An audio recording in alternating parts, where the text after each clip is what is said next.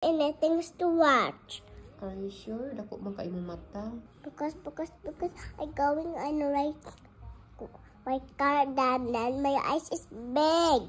What is your name? I'm Kawina Rose Johnson Mabuhay. Why are you beautiful? Answer me. Because Mommy, if you look at the camera, you'll Listen first, I'm talking to Clarina. Why are you beautiful? Answer me. Why are you beautiful? Because I know my father's is okay.